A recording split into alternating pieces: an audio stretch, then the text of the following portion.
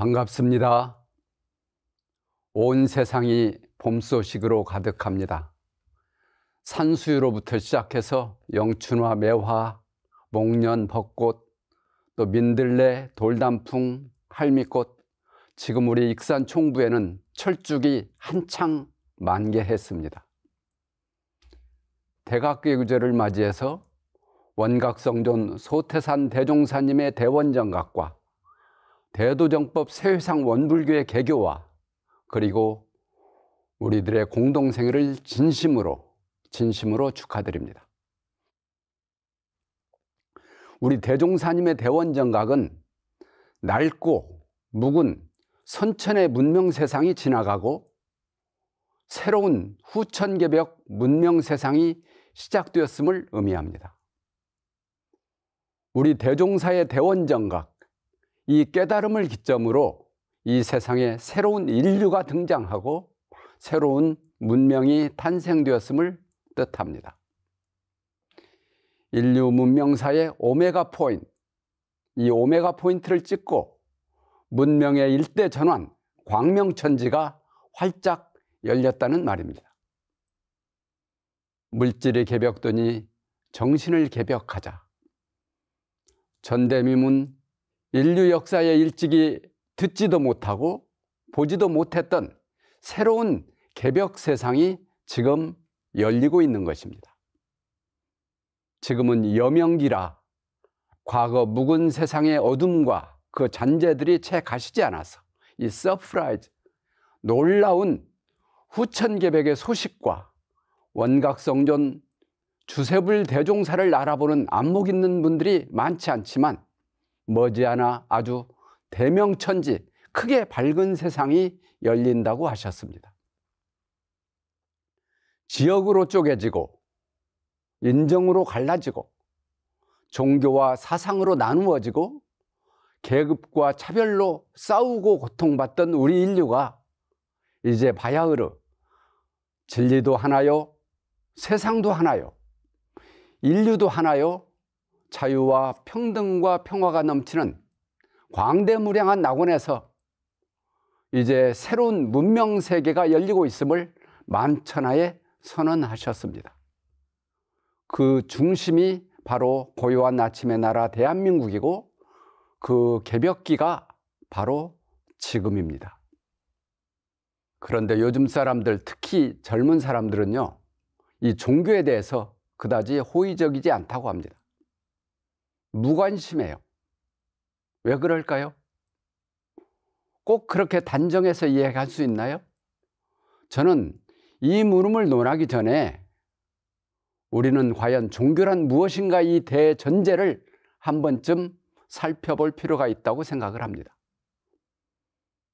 릴리전, 종교, 우리말로 굳이 풀어보자면 모든 가르침 가운데 가장 마루가 되는, 중심이 되고 뿌리가 되는 가르침이 이 종교일지인데, 인류 문명사에 있어서 종교라고 하는 것은 워낙 그 뜻이 심층적이고 다의적이어서 한마디로 설명하기가 여간 쉽지 않은 것 같습니다. 오늘 이 자리가 그런 논의를 할 수 있는 전문마당은 아니고, 그래도 이 종교에 대해서 대중이 알기 쉽게 한마디로 압축해서 말한다면 어떻게 말할 수 있을까? 그래서 저는 기독교 유명한 신학자 파울 틸리를 오늘 이 자리에 소환해 보려고 합니다. 도대체 종교란 무엇인가? 종교를 신앙한다는 것은 무슨 뜻인가? 파울 틸리는 이렇게 말합니다. Ultimate thing, ultimate concern. 종교란 궁극적 존재에 대하여 궁극적 관심을 가지는 것이다. 나를 비롯해서 우주 만유의 존재의 근거가 되는 그 어떤 존재에 대하여, 어떤 존재의 존재, 우주 만유 본원에 대하여 지속적으로, 근원적으로, 한결같이, 성실하게 묻고 또 묻고 하는 것이 종교고 신앙이라는 것입니다. 저는 오늘 이런 관점으로 우리 세부처님 대종사님의 이른바 대원정각, 그 위대한 깨달음, 궁극의 깨달음, 근원의 깨달음의 과정을 이야기해 보려고 합니다. 대종사님은 전라남도 영광에서 한 가정의 평범한 아이로 태어났습니다. 서가모니 부처님처럼 어머니의 옆구리를 뚫고 나오지도 않았고, 예수 그리스도처럼 아버지 없는 처녀의 몸으로 잉태되지도 않았습니다. 대종사님의 어렸을 적 이름은 진섭이었습니다. 박진섭. 그런데 진섭이는 두 발로 걷고 말문을 트기 시작한 때부터 호기심이 많고 묻기를 좋아했다고 전해집니다. 3살 무렵에 어머니 등에 업혀 동네 마실을 나갔다가 돌아오는 길이었습니다. 때마침 초가지붕 위로 옥녀봉에 둥근 보름달이 떠올랐습니다. 어린 진섭이는 어머니에게 그 달을 따달라고 보챘다고 전해집니다. 또 그 달을 따러 가자고 어머니를 졸랐다고도 합니다. 더 자라서는 아버지와 어머니는 서로 성도 다르고 부모님도 서로 다른데 왜 자기 아버지 어머니와 살지 않고 우리 집에 와서 우리와 같이 사느냐, 이렇게도 물었다고 전해집니다. 이처럼 어린 진섭이는 자연현상이나 사회 문화현상 등등 그 무엇이든 보고 듣고 느끼는 것마다 호기심이 발동해서 그 부모가 귀찮을 정도로 묻고 또 물었습니다. 7살 무렵에는 옥녀봉 위에 구름이 걸려 있으면 저 구름은 어디서 왔는가? 그 구름이 사라지면 저 구름은 어디로 갔을까? 이것을 캐물었다고 그래요. 부모님의 답이 충분치 않으면 혼자 우두커니 상념에 젖어서 시간 가는 줄을 몰랐습니다. 이것이 이른바 대종사의 관천계의상, 하늘을 보고 의심을 내신 모습입니다. 이렇게 진섭이의 어린 시절은 유독 궁금한 게 많고 알고 싶은 게 많고 그래서 질문이 많았습니다. 이런 이야기도 전해집니다. 10살 넘어서 서당을 다니게 되었는데 훈장 선생님이 하늘천자를 가르치면 글자에는 관심이 없고 하늘이 어디에 있어? 하늘이 어떻게 생겼어? 선생님은 그 하늘을 가보셨어? 이렇게 물어서 훈장 선생님을 아주 난처하게 만든 적이 한두 번이 아니었다고 그럽니다. 점차 나이가 들어가면서 질문도 그냥 질문이 아니라 사물의 근원을 향해서 묻기 시작했습니다. 그러나 그 답을 얻기에는 주변 환경이 역부족이었습니다. 아버지께 물어도 어머니께 물어도 선생님께 물어도 도무지 알 수가 없네. 우리 어린이 성가집에 나오는 가사 내용입니다. 재밌죠? 11살경에는 이런 일도 있었습니다. 아버지를 따라서 인근 선산에 조상 시제에 참석했는데 집안 어른께서 시제를 모시기 전에 산신에게 먼저 예를 갖추는 것을 보고 그것이 또 궁금해서 따지듯이 물었습니다. 어르신, 왜 우리 조상님 제사인데 근본도 알 수 없는 산신에게 먼저 예를 올리십니까? 어르신은 황당했지만 차분하게 그 이유를 설명해 주었습니다. 산신은 눈으로 볼 수는 없지만 모든 것을 다 알고 모든 것을 주재하는 영험한 분이시란다. 또 우리 선산에 조상님 홀령을 지켜주시는 분이라서 먼저 산신제를 모시는 것이다. 그러면 그 산신을 어떻게 하면 만날 수 있습니까? 나는 잘 모른다마는 옛부터 전해오기를 지성이면 감천이라고 정성을 다해서 기도하면 감응하신다고 들었다. 이 말에 어린 진섭이는 아마도 굉장한 어떤 영감, 피를 받았던 것 같습니다. 그날로부터 진섭이는 그래, 내가 알고 싶은 것을 산신을 만나서 직접 물어야 되겠다. 그날부터 서당을 간다고 하고는 서당을 안 가고 집 주변 근처 구수산을 헤매면서 산신을 찾아 나섰습니다. 얼마가 지난 뒤에야 이런 사실을 알게 된 부모님은 진섭이를 불러다 야단도 치고 달래도 보고 여러 가지 방책을 강구했지만 그 집념을 꺾지 못했다고 그럽니다. 그것이 우리가 익히 보고 들은 삼바째 마당바위 이야기인데, 기도를 어떻게 하는지 배운 바가 없어요. 진섭이는 그저 산신이 계실 만한 곳을 향하여 엎드려 절을 하면서 공을 들였다고 그럽니다. 그러다가 산신이 내 뒤에 계시면 또 어떻게 하나 이런 생각이 들어서 뒤로 돌아서서 절을 하고, 그렇게 동서남북 사방팔방을 향해서 기도하기를 자그마치 5년간을 하죠. 이것이 삼령기원상입니다. 그런데 없는 산신이 어떻게 나타나겠습니까? 진섭이도 세월이 가면서 점점 이 산신을 만나는 일에 회의가 깊어졌습니다. 16살 되던 해에 서해 바다에 큰 해일이 일어나서 영촌마을이 바닷물에 잠기고 진섭이 집도 무너지는 큰 피해를 봅니다. 진섭이 아버지는 옆 동네 구호동으로 새 집을 지어서 이사를 갑니다. 그러면서 아들의 진로를 고민하다가 새 집도 지었겠다, 분위기를 일거에 반전시킬 생각으로 전격적으로 아들의 혼인을 추진합니다.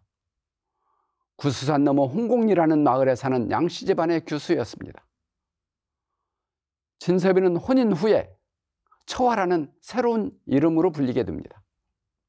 그런데 그 어른이 되었어도 처화의 고민은 여전했습니다. 내가 그렇게 정성을 다했는데 왜 산신은 나타나지 않는 것일까? 과연 산신은 있는 것일까? 이런 합리적인 의심이 들기 시작하고 마침내 삼바째 기도가 멈춰섰습니다.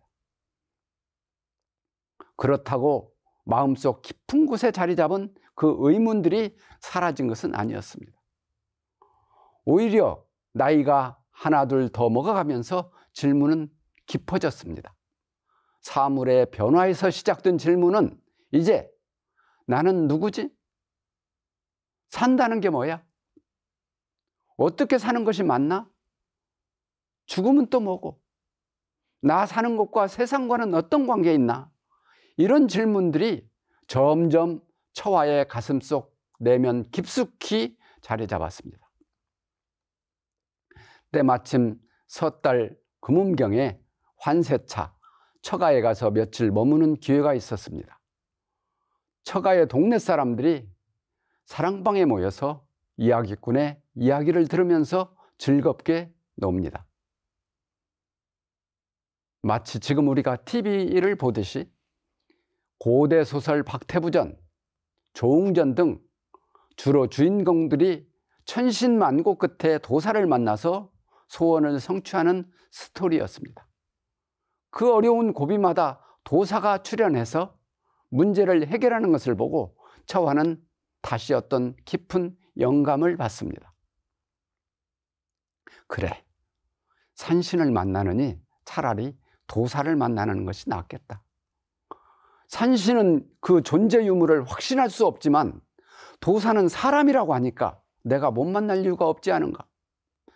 생각이 여기에 이르자 곧장 집으로 돌아와서 그때부터 인근 마을을 돌아다니며 옷차림새가 특별하거나 알 수 없는 말을 하는 사람들, 이런 사람들을 보면 저 사람이 혹시 도사가 아닐까 해서 주막으로 데리고 가서 술을 사주고 밥을 사주면서 자기가 알고자 하는 것을 묻고 답하면서 22살 무렵까지 자그마치 횟수로 6년의 세월을 또 그렇게 보냅니다. 이제는 처화만 그런 것이 아닙니다. 자식의 일을 더 이상 두고만 볼 수 없었던 박성삼 처화의 아버지도 두 팔을 걷어붙이고 나섰습니다. 어느 날 처화의 아버지는 영험한 도사 한 분을 아예 집으로 모시고 왔습니다. 내 아들이 원하는 것을 알려주면 우리 집에서 키우는 소 한 마리를 주겠다. 이런 조건이었어요. 그런 아버지의 처사가 처와는 마음에 들지 않았습니다. 이 도사가 과연 그럴 만한 분인지 검증도 안 되었는데 덜컥 소 한 마리를 주겠다고 약속한 아버지의 처사가 처와는 못마땅했습니다. 그래서 처와가 직접 나서서 그 도사라는 분과 담판을 짓습니다. 선생님께서는 내가 알고자 하는 바를 어떻게 알 수가 있어? 나는 영험한 신장을 모시고 산다네. 그래서 내가 치성을 모시면 그 신장이 나타나서 원하는 바를 다 들어주신다네. 좋소. 그렇다면 내가 아버지의 약속을 보증하겠소. 하지만 그렇지 않으면 우리 아버지와의 약속은 무효요. 그럼세. 그럼 내가 오늘 밤 치성을 드릴 것이니 자네가 깨끗한 방을 하나 치워주소. 이렇게 도사의 치성은 시작되었습니다. 그 영험하다는 신장은 도무지 나타나질 않았습니다. 초조해진 도사는 처와에게 다시 이렇게 말합니다. 여보소 처와, 내가 아직까지 이런 일이 없었는데 아무래도 이 집이 부정을 탄 집 같소. 그러니 정한 방을 다시 하나 골라주시오. 어떤 집이 정한 집이요? 사람이 태어나거나 죽지 않은 집이라야 하네. 처와는 이 말에 의심이 들었습니다. 사람이 태어나고 죽는 것은 피할 수 없는 이치인데 그런 집이 이 세상 어디에 있는고? 설사 그런 집이 있다고 한들 그런 이치는 알아서 어디다 쓰노? 내가 원하는 바가 아니로구나. 처와가 의심스러운 눈초리로 머뭇거리자 도사는 낌새를 알아차리고 처와의 눈을 피해서 야반도주 해버립니다.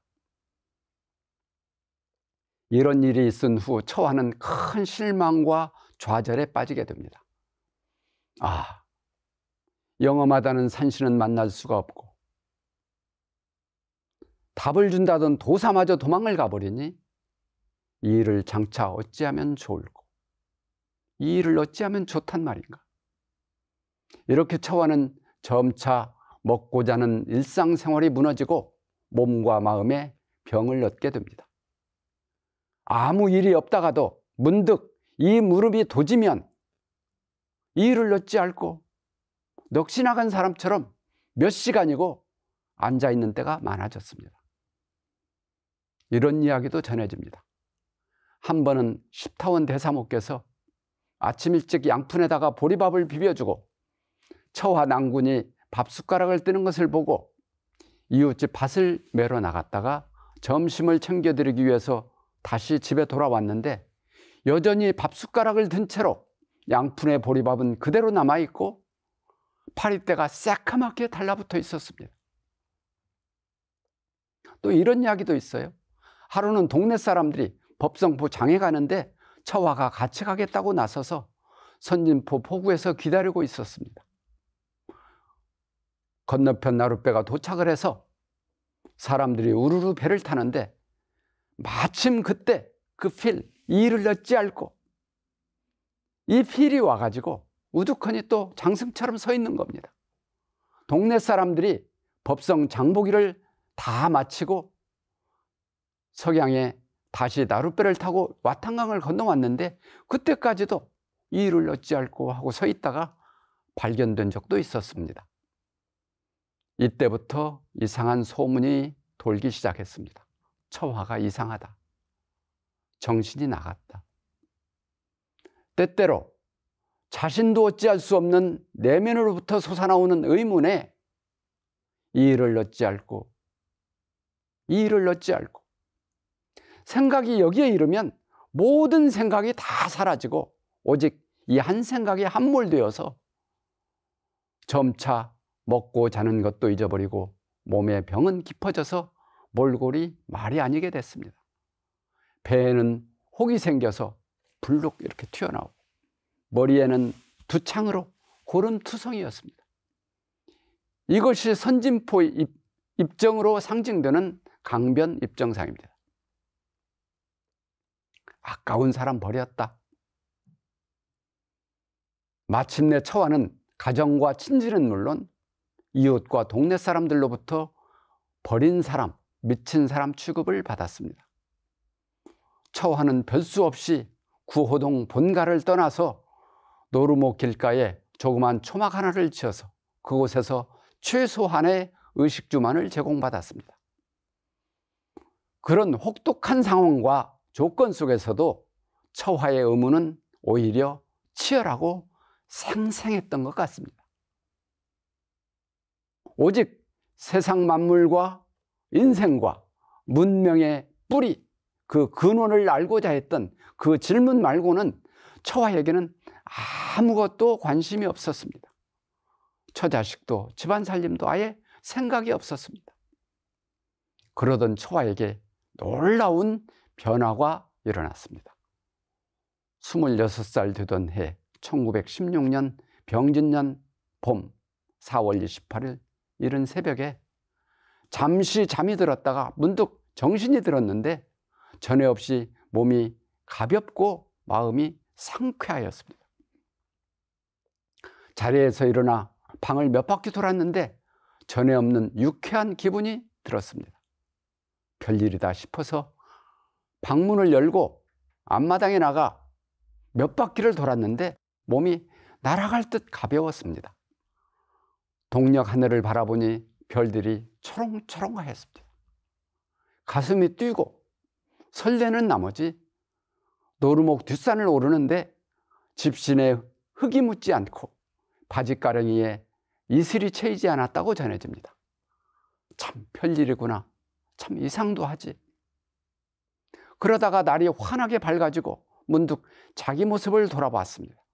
오랫동안 씻지도 않고 갈아입지도 못한 의복에다가 더벅머리에 수염과 부스럼이 얼굴을 덮은 모습에 깜짝 놀랐습니다. 순간 내가 왜 이러고 있나? 내가 왜 이런 부질없는 고생을 하고 있지? 이런 생각이 들었다고 합니다. 대야에 물을 떠다 세수도 하고 머리도 감고 이런 처사에 가장 놀란 것은 대사모님과 가족들이었습니다. 웬일이시지? 별일도 다 있구나. 양하운 사모는 한편으로 놀랍고 한편으로 기뻤습니다. 새 옷을 내다가 갈아입히고 부랴부랴 아침상을 차려주었습니다. 처와는 모처럼 제대로 된 아침상을 물리고 노루목 고갯길로 나와서 바위에 걸터앉아 그동안 자기가 지내온 과거사를 회상해 보았습니다. 그동안 나에게 무슨 일이 있었지? 삼바째 기도며 도사를 찾아 방황하던 일이며 등등 지나간 일들이 주마등처럼 스쳐갔습니다. 그간 품었던 의심도 하나하나 되새겨 보았습니다. 그런데 신통한 일이 벌어졌습니다. 신통하게도 그 의심건들이 두 번 생각할 것도 없이 환하게 그냥 알아졌습니다. 이것이 우리 대종사의 대원정각의 시작입니다. 만유가 한 체성이요 만법이 한 근원이로다. 이 가운데 생멸 없는 도와 인과보응되는 이체가 서로 바탕하여 한 뚜렷한 기틀을 지었도다. 이것이 대각일성이죠. 이처럼 어려서부터 시작된 의심이 꼬리에 꼬리를 물고 이어져서 마침내 스스로 깨달음을 얻기까지 스스로 의문을 이뤄내시고 스스로 그 의문을 풀고자 고행하시고 마침내 대원정각 큰 깨달음을 스스로 이루셨습니다. 대종사께서는 이 깨달음을 이루시고 한동안 희열에 차서 쉽게 마음이 안정을 얻지 못하였다고 합니다. 심독히 잡으라. 홀로 기뻐하면서 자부심이 충만했습니다. 천하를 소나기에 준 듯 아무것도 두려울 것이 없이 당당했습니다. 또 조금 후에는 유학을 하는 선비몇이 지나다가 역시 팽나무 그늘 바위 밑에 앉아서 담론을 합니다. 주역 문헌전의 글을 가지고 담론하는 것을 들었는데 그 뜻이 자연스럽게 그냥 알아졌다는 거예요. 그러던 중에 잠시 낮잠이 들었습니다. 하얀 백발의 노인이 금강경이라고 하는 책을 보여주는 모습에 놀라서 잠이 깼는데 그 꿈이 너무나 생생했습니다. 평소에 가깝게 지내던 손위 친구 팔산 김광선 선진이죠. 이 친구를 불러서 인근 불갑사라는 절에 보내서 금강경을 귀에다가 열람을 하셨습니다. 그리고 더 나가서 불가의 선효와 팔상록 불교대전, 또 유가의 논어맹자 대학중형과 같은 사서, 도가의 음부경 도덕경, 동학의 동경대전, 기독교 신약과 구약 등을 구해다가 직접 열람하시고 무릎을 치면서 탄식하듯 말씀하셨습니다. 내가 깨달은 바를 과거 성현이 먼저 앓으셨다. 그 중에도 서가모니 부처님은 성 중의 성이시다. 깨달음 직후에 대종사의 이와 같은 말씀들은 훗날 우리 원불교 교단 정체성의 바탕이 됐고 새로운 교리와 제도에 반영됐습니다. 지금은 묵은 세상의 끝이고 새로운 세상의 시작점이라고 하셨습니다. 역수의 세상이 지나고 순수의 세상이 오고 있다고 하셨습니다. 세상이 말세가 되고 험난한 때를 당하면 우주자연의 섭리는 새로운 세상을 열어줄 구세성자를 출현시킨다고 하셨습니다. 그러면 끊어진 도덕의 정맥이 다시 살아난다고 하셨습니다. 이것이 새로운 정법의 시작인 거예요. 선우천 교역, 이런 우주자연의 섭리를 따라서 우리 대종사님께서 오신 것입니다. 새로운 문명 세상을 건설할 진리와 정법을 가지고 구세성자로 오신 것입니다. 이런 부처님을 주세불이라고 그래요. 여러분들은 이런 말씀을 믿으시나요? 믿는다면 얼마나 믿으시나요? 진실로 믿는 사람은 희유한 사람입니다. 진실로 믿는 사람은 복된 사람이에요. 올해 대각교 기제를 맞이해서 저도 제 삶을 잠시 돌아봤습니다. 나는 어찌 다행 후천개벽 새로운 문명 시기에 원각성존 주세벌 대종사님을 만나서 심신간 조건 없이 귀하게 되었으니 이 세상 제 생명이 그 어떤 조건보다도 행복합니다. 아무런 유감이 없습니다. 나는 어찌 다행 원불교 대도정법 회상을 만나서 성불하고 재중하는 이 공부길을 확신하게 되었으니 이보다 더 안심되고 이보다 더 복된 일이 또 어디 있을까요? 그저 감사하고 감사할 뿐입니다. 나는 이 회상에서 수급의 인연, 법 높으신 스승님들과 또 내 속내를 남음없이 소통하고 창자를 열 만한 법동지들을 만났으니 오직 이 공부 이 사업에 매진하는 것으로 날마다 새롭게 낙도하겠습니다. 나는 또한 이 생에 나에게 주어진 생로병사와 나에게 주어진 시비선악과 고락증애가 다 나를 성불의 길로 인도해 주시는 관문이 되고 사다리가 됨을 알아서 대도를 증득하기로까지 기쁘게 정진하겠습니다. 우리 시청자 여러분들 어떠신가요? 여러분들은 대종사님을 진실로 나를 구원해 주시고 내 가정과 이 나라와 세계를 구원해 주시는 후천개백의 구세성자로 주세불로 마음으로 환영하여 모시나요? 그 믿음 하나가 우리 영생을 그렇게 인도할 것입니다. 하지만 세상은 아직 우리 대종사님의 정법 출현을 알아보는 사람이 많지 않습니다. 안타까운 일입니다. 그러나 조급해하지 마세요. 기다리는 것도 신앙입니다. 아직 초창기라서 그렇지 머지않아 일시화발 만세춘이라 이른 봄에는 산수유나 매화 등 몇 가지 꽃만 피지만 봄이 절정에 이르면 세상에 봄꽃이 가득한 것처럼 그런 날이 반드시 올 것입니다. 그날이 어서 빨리 오도록 우리 모두 봄의 전령사가 됩시다. 봄을 맞이하는 마중꽃이 됩시다. 우리가 봄이 됩시다. 어두운 길, 괴로운 길 헤매이다가 즐거이 이번 문에 들었나이다. 노래 부르세 우리 새 회상, 만생령 모두 찬송의 노래. 영산회상 봄소식이 다시와 만생령 자부이신 대종사, 제도문을 널리 열어주시니 우리들의 행복됨이 크도다. 다들 성불하시고 오래오래 행복하십시오. 감사합니다.